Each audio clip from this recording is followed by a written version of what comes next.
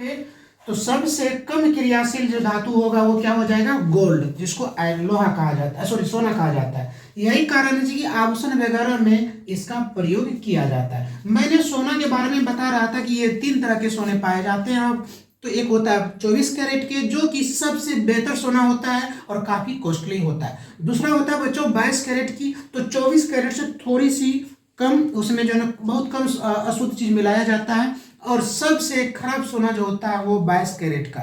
यदि आपको कोई सोना कह कह के सोना दे दे के खुश करे तो आप खुश मत होइएगा। आप जो ना शिक्षित व्यक्ति हैं, आप पढ़ाई लिखाई कर रहे हैं, आप सबसे पहले ये पूछिएगा कि महाशय जी आप कौन सा सोना दे रहे हैं, 22 कैरेट का, 24 कैरेट का, 18 कैरेट का। तो वह व्यक्ति समझ जाएगा कि भैया मामला यहाँ पे गड़बड़ है। वो मान लीजिए कि कोई शादी ब्याह की बात है, सामने वाले पक्ष कहा जा रहा है कि लड़का को इतना सोना या लड़की को इतना सोना दिया जा रहा है। अब वहां सवाल ये उठता है कि आप 22 कैरेट की दे रही हो या 18 कैरेट की या 24 कैरेट की। तो बच्चों जो इस व्यक्ति को जानकार होता है, आप कम ही सोना लीजिए, जरूरी नहीं कि भर भर के सोना लेना भी जरूरी है। भर भर के ले लिया, पता चला 18 कैरेट का सोना था और उस सोना में अशुद्ध ज्यादा चीज मिलाया जाता है, जो कि सोना का गुण उसमें कम हो जाता है। तो ऐसा सोना लेके क्या कीजिएगा। तो सोना प्रकृति में कम क्रिया ना के बराबर क्रियाशील होता है, इसलिए पानी डालने के बाद भी उसका रंग नहीं बदलता है, हवा के कांटेक्ट में आने के बाद भी नहीं बदलता है। लेकिन यहाँ सवाल उठता है सर यदि 18 कैरेट की सोना हो तो बच्चों 18 कैरेट की सोना में क्या होता है, उसका कलर चेंज हो जाता है। कभी कभी ये देखा जा गया कि उसका काला भी हो जाता है। तो इसका मतलब है सोना जो है, सोना प्रकृति में क्रिया नहीं करता है, लेकिन किया, तो इसका मतलब है कि सोना का वो 18 कैरेट का सोना आपको दिया गया है, इसलिए ऐसा हुआ।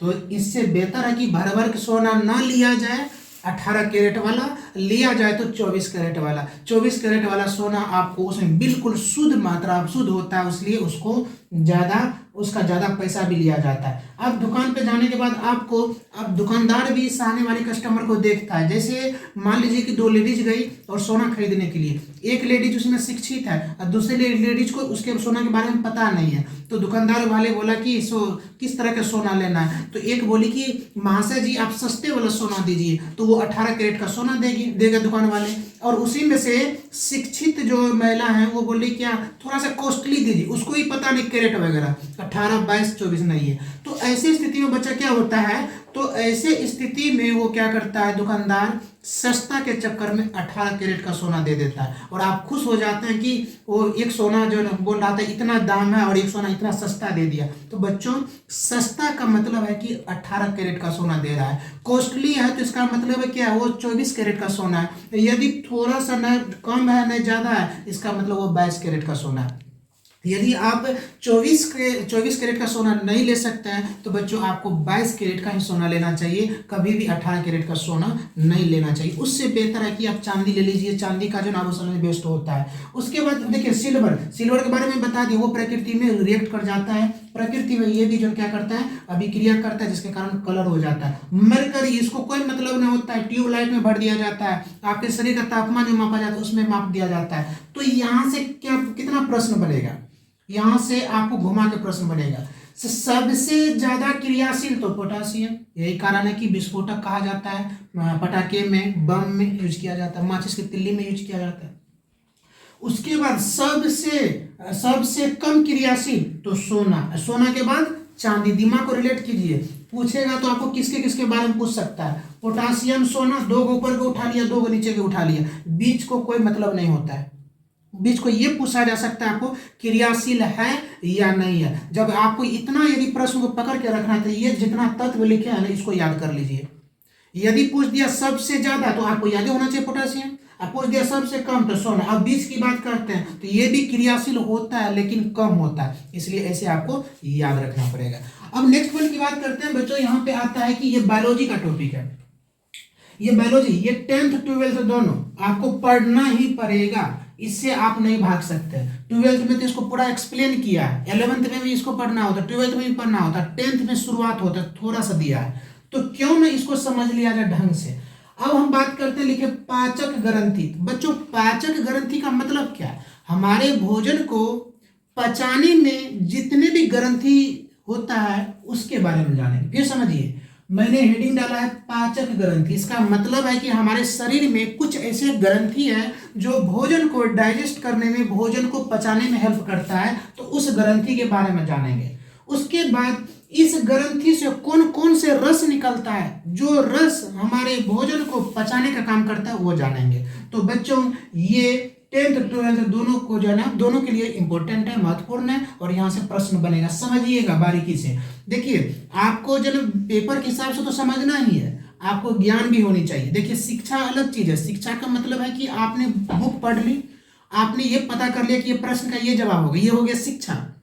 और ज्ञान का मतलब होता है बच्चों, शिक्षा में जो आपने पढ़ा उसको, उससे जो आपको समझदारी, आपके अंदर समझदारी आया, आपको उस चीज को आपने अप्लाई किया, उसको ज्ञान कहते हैं। तो शिक्षा होता है कि आपने सिलेबस को पढ़ लिया, आपने प्रश्न को लिख दिया, वो शिक्षा है। लेकिन ज्ञान का मतलब होता है कि उस चीज को हम अप्लाई करके और अपने लाइफ को बेहतर बनावे, एक अच्छे इंसान बनाए, उसको कहा जाता है ज्ञान। मतलब शिक्षा से इंसान को ज्ञान होता है, ज्ञान से व्यक्ति में क्या होता है, मेच्योरिटी आता है। तो बच्चों यहाँ पे लार ग्रंथि, अब हम बात करते हैं लार ग्रंथि। मैंने बताया था 3 तरह के लार ग्रंथि पाया जाता है मुख में, ठीक है। मुख में 3 तरह के लार ग्रंथि पाया जाता है। लार ग्रंथि ये भी एक प्रकार की पाचक ग्रंथि है। प्रश्न कैसे बनाएगा, देगा कि निम्न में से कौन कौन से पाचक ग्रंथि है, फिर समझिए, निम्न में से कौन कौन से पाचक ग्रंथि है। तो बच्चों ए में रहेगा लार ग्रंथि, बी में रहेगा जठर ग्रंथि, सी में रहेगा जनम ब्रूनस ग्रंथि, और सी में रहेगा डी में रहेगा आंत, सॉरी ये 3 को दिया, डी में रहेगा सभी। तो किसको टिक कीजिएगा, सभी को। अब देखिए और उलझ जाएगा, निम्न में से पाचक ग्रंथि नहीं है, फिर समझिए, निम्न में से पाचक ग्रंथि नहीं है। तो बच्चों ए में दिया आपको जठर ग्रंथि, तो आपको दिमाग में जठर ग्रंथि थी तो पाचक पचाता है। बी में दे दिया आंत ग्रंथि, ये भी पचाता है। सी में दे दिया क्या आपको पता है, आपको सी में दे दिया आपको तंत्रिका।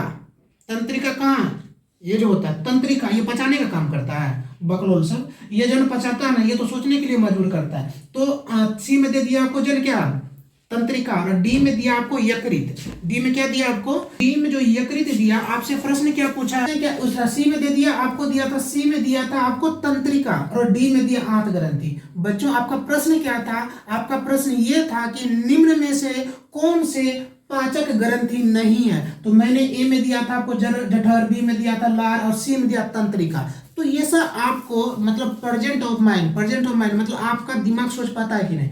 बच्चों यहाँ पे सवाल पूछा जा रहा है पाचक ग्रंथि। पाचक ग्रंथि का मतलब होता है आपने जो भोजन खाया उसको पचाने में कौन कौन से ग्रंथि हेल्प करता है, और उस ग्रंथि से कौन कौन से रस निकलता है जो आपके भोजन को डाइजेस्ट करने में, आपके भोजन को पचाने में हेल्प करता है। तो बच्चों ये तंत्रिका भोजन को पचाने में हेल्प नहीं करता, इसलिए किसको टिक कीजिएगा, तंत्रिका को।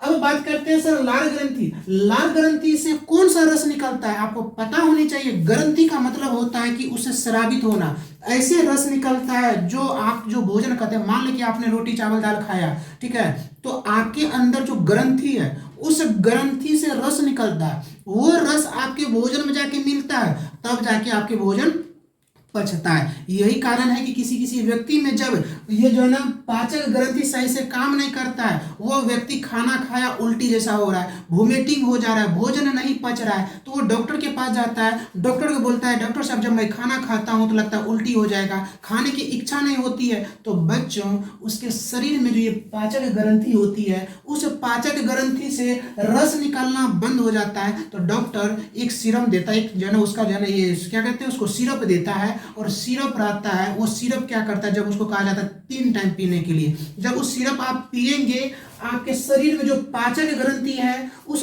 पाचक ग्रंथि को एक्टिव कर देता है। जब एक्टिव होता है तो उससे रस निकलने लगता है, वही रस आपके भोजन में जाके मिलता है और आपका भोजन अच्छे से पचने लगता है और आपको भूख लगने लगती है। तो डॉक्टर लोग इसलिए आपको जो क्या देता है, सिरप देता है, ताकि आपके ग्रंथि से जो रस निकलना बंद हो गया है वो रस निकले, तब वो रस निकल के आप जो भोजन करते हैं आपके भोजन में जाए और तब आपका भोजन पच जाए और तब आपके शरीर हिष्ट पुष्ट हो।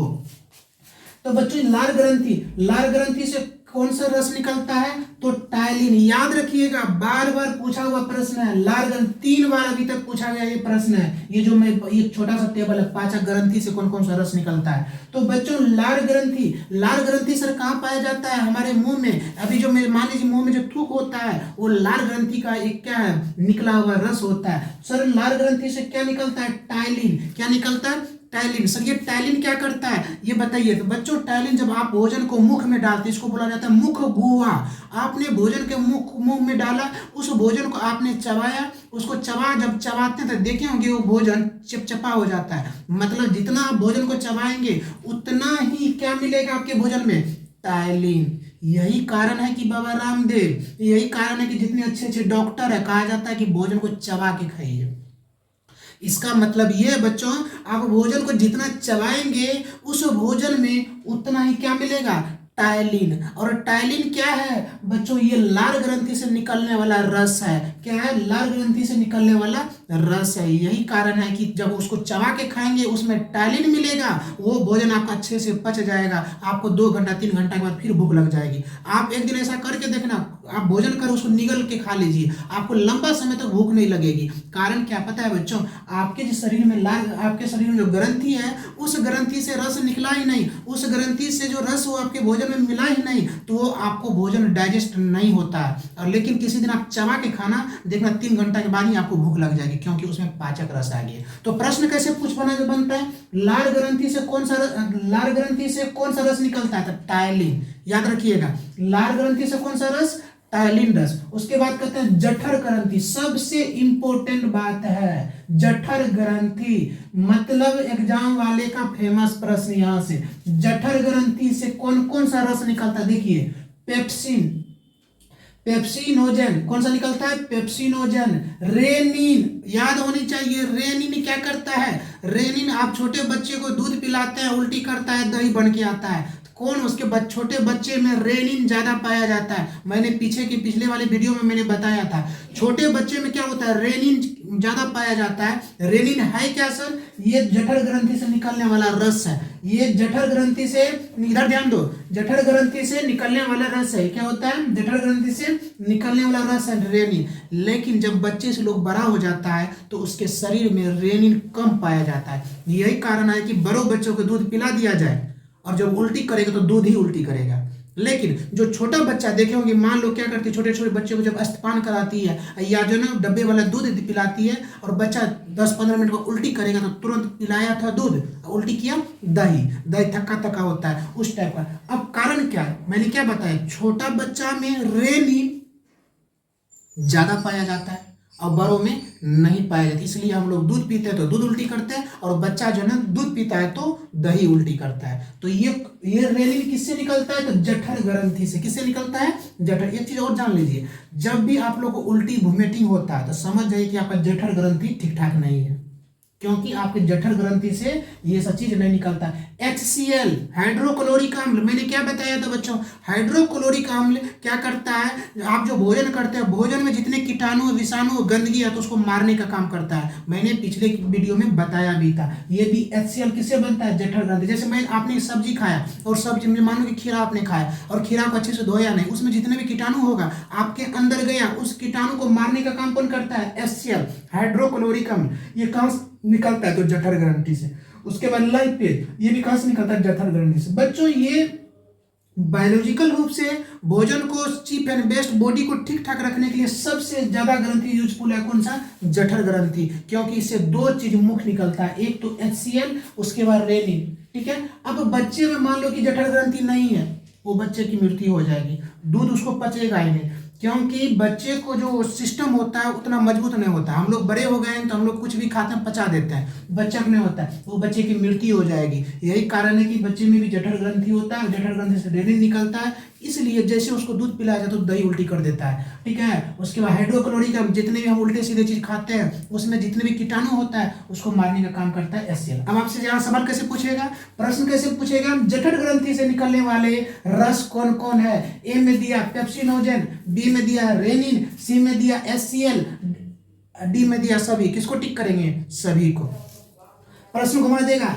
HCl स्रावित होता है, HCl स्रावित होता है ठीक है, लार ग्रंथि से, बी में देगा जठर ग्रंथि से, सी में देगा आपको जन आंत ग्रंथि से, डी में देगा इनमें से कोई नहीं। किसको टिक करेंगे बच्चों? जठर ग्रंथि से, क्योंकि आपने सीखा क्या है, जठर ग्रंथि से HCl निकलता है, जठर ग्रंथि से HCl निकलता है। 12th वाले को 10th वाले को 100% इस टेबल को याद रखना जरूरी होता है यदि आप चाह रहे हैं कि आप पास करें और अच्छे नंबर लाए। नेक्स्ट बात करते हैं बच्चों, ब्रोनस ग्रंथि जो होता है ये ट्रिप्सिन, एमाइलेज, लाइपेज, न्यूक्लियस, ये सब रस निकलता है। ठीक है, इस डिटेल में 12th क्लास में पढ़ना होता है, 10th में थोड़ा सा कम दिया इसलिए मैं इसमें ज्यादा एक्सप्लेन नहीं करूंगा।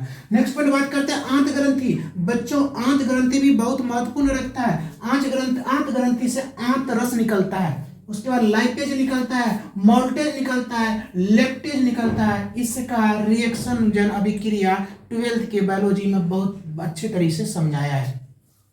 नेक्स्ट की बात करें बच्चों, यकृत जिसको आप लीवर कहते हैं। शरीर में यदि आपके बॉडी में लीवर ठीक है तो आप कोई भी चीज खाएंगे तो पचा सकते हैं, आपको बीमारी नहीं होगी। आपने देखा होगा गंदे पानी पीने से पीलिया हो जाता है, जॉन्डिस हो जाता है, गंदे खाना खाने से क्या कहते हैं पीलिया होता है। पीलिया करता क्या सर? पीलिया आपके लीवर को मतलब क्या, इस यकृत को खराब कर देता है। जब यकृत खराब हो जाता है तो बच्चों यकृत से लीवर से जो रस निकलता है, कौन सा रस? पित्त रस। आपसे पूछेगा तुम्हारे शरीर में जो लीवर है, लीवर से कौन सा रस निकलता है रे? तो बोलेंगे पित्त रस। कहेंगे पित्त रस क्या करता है? तो बोलेंगे हम लोग जो भोजन करते हैं ना, उस भोजन को पचाने में काम करता है कौन सा रस? पित्त रस। यही कारण तो जिसका जॉन्डिस हो या जो ज्यादा शराब पीता है उस व्यक्ति के लीवर खराब हो जाता है, और लीवर खराब होता है तो उससे पित्त रस नहीं निकलता है, और पित्त रस जब नहीं निकलता तो उस व्यक्ति की मृत्यु हो जाती है। क्या हो जाता है? उस व्यक्ति की मृत्यु हो जाती है। अब सवाल उठता है सर पित्त रस निकलना बंद क्यों हुआ?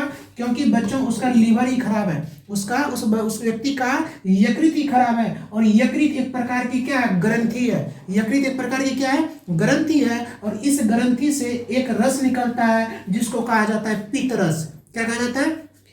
पित्त रस। इसलिए कहा जाता है जिसका जो ज्यादा शराब यूज करता है, जो गंदे भोजन यूज करता है, गंदे पानी यूज करता है, तो बच्चों उसको उसका यकृत खराब हो जाता है, लीवर खराब हो जाता है, और उससे जो है ना पित्त रस नहीं निकलता है, जिसके कारण वो भोजन को डाइजेस्ट नहीं कर पाता है। देखे होंगे जो व्यक्ति को लीवर जॉन्डिस हो गया, उस व्यक्ति को कुछ भी आप खाना खिलाएंगे तो उसको पचेगा नहीं, डाइजेस्ट ही नहीं होता है। कारण क्या है? क्योंकि लीवर से जो रस निकलता है पित्त रस, वो पित्त रस निकलता ही नहीं है। ऐसे स्थिति में भोजन को वो पचाने का काम नहीं कर पाता है। तो बच्चों ये जो चार मैंने बताया, ये चार ग्रंथि, लार ग्रंथि, जठर ग्रंथि, ब्रोनस ग्रंथि और आंत ग्रंथि और यकृत, ये जो ग्रंथि आपके भोजन को डाइजेस्ट करने में बहुत हेल्प करता है। इसलिए इससे कौन कौन से क्या क्या रस निकलता है इसको आपको याद रखना जरूरी है एग्जाम के हिसाब से।